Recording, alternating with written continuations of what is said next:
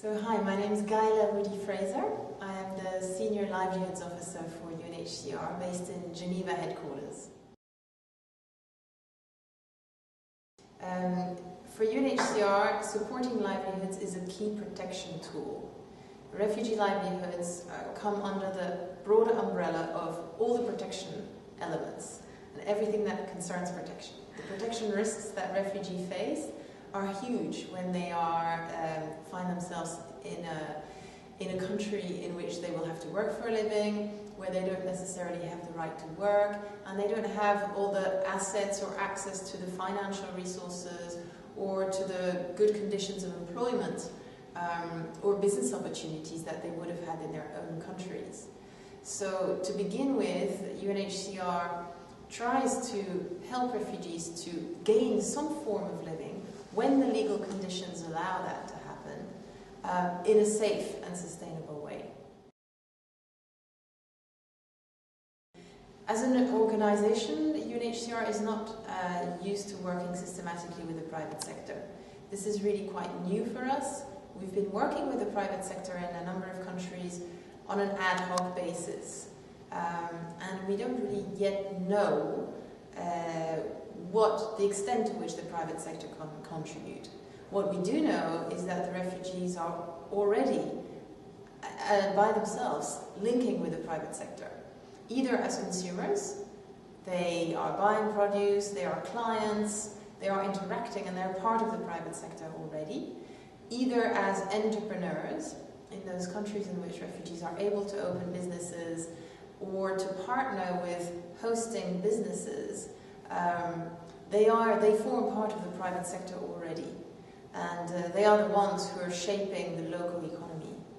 And as employees, refugees are potentially a huge workforce in a country of asylum, depending on what the possibilities are legally in terms of accessing work.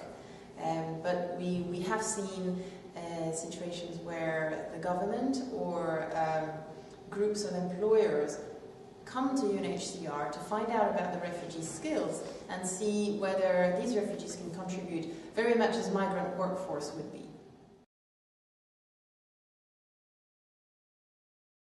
So as I said, we have anecdotal evidence of refugees working with the private sector and benefiting from the private sector, and vice versa. Private sector locally benefiting from refugees being there and consuming. However, we don't have real academic data on this. We haven't yet developed any methodologies to capture this information. So this field of inquiry is wide open. And today we've been discussing a number of areas we could look at. But certainly for us, for UNHCR, to systematize the assessments we do of the market, our own understanding of the market and the refugees' role in it, this is already one area of inquiry. What kind of methodology can we develop or can we use that perhaps is already existing, but how can we regularly apply this? Another area is looking at the international private sector. To what extent we can go beyond the local private sector and tap into the global market for certain things. We've had already several communications with, for example, the IKEA Foundation. There is an opportunity there that refugees could be involved more systematically into sourcing, into providing some part of the supply chain on a very large scale. So whether this is multinational scale or national scale, this is certainly another area of inquiry. So those are just two examples. Another one that we mentioned just now is looking at how some of the other sectors, such as health or education or shelter, also provide linkages for economic income for refugees.